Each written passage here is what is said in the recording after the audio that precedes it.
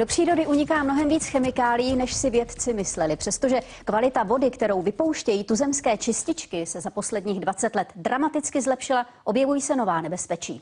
Ano, třeba zbytky léků, agresivní čistící prostředky anebo některé typy kosmetiky nedokážou odbourat ani čistírny odpadních vod.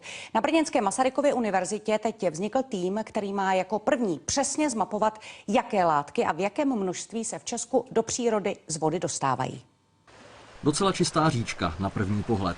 Tahle měření a vzorky teď mají odhalit, jak moc je i ona poznamenaná lidským luxusem. I v podmínkách České republiky se ve vodách vyskytuje překvapivě množství látek, o kterých se donedávna vůbec neuvažovalo. V brněnské laboratoři po takových vedlejších produktech moderní doby jdou léky, saponáty nebo dezinfekční prostředky z domácností. Supercitlivými přístroji tady začínají mapovat, co všechno čistírny odpadních vod propustí. Legislativa zatím nepředepisuje monitorování těchto specifických polutantů. Není to tak, že by bylo potřeba teď rychle zasáhnout. Experti se ale shodují, že potenciálně nebezpečných látek ve vodách nebude ubývat. A tak je potřeba se zamyslet, které a v jakém množství můžou lidem a přírodě v budoucnu vadit. Ty chemikálie jsou minoritní, v menších koncentracích, ale díky tomu, jak jsou velice aktivní, tak i v těch nízkých koncentracích ve vodách potom mohou na organismy působit. Biology znepokojuje hlavně masové předepisování léků a antibiotik u lidí i zvířat.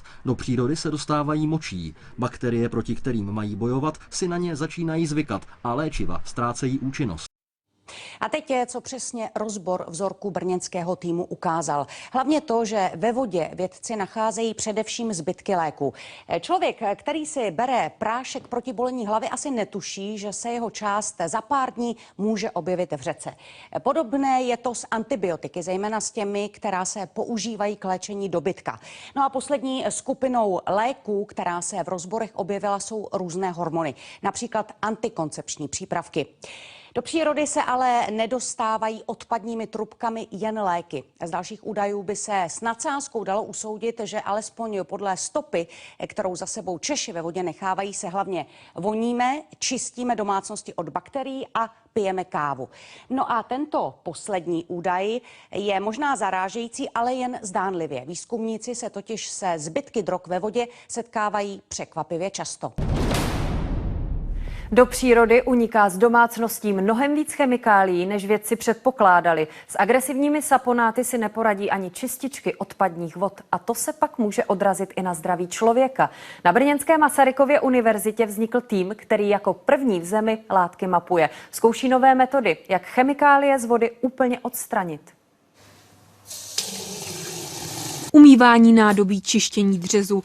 Voda plná chemických látek odtéká z domácností do čističek. Tam ji škodlivin sice zbaví, ale ne úplně. Zbytky nebezpečných chemikálií dál ve vodě zůstávají a vrací se do řek.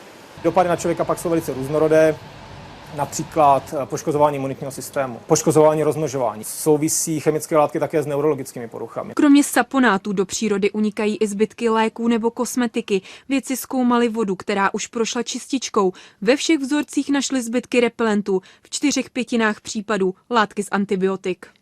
Vědci z Masarykovy univerzity teď zkoumají nové metody, jak chemické látky z vody úplně dostat. Pomáhají v tom uhlík nebo stříbro.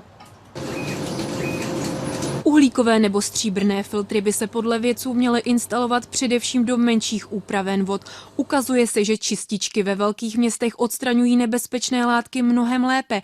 I přes filtry ale proklouznou chemikálie do řek. Většina těchto vod končí v nádržích. Mnoho z nádrží se používá jako zdroje pitné vody. Ty látky jsou relativně vyředěné, nicméně mohou procházet potom do pitných vod i do člověka. Na velké nádrže, které slouží jako zásobárny vody, se vědci zaměří v nejbližších měsících. Barbora Lukšová, Česká televize Brno.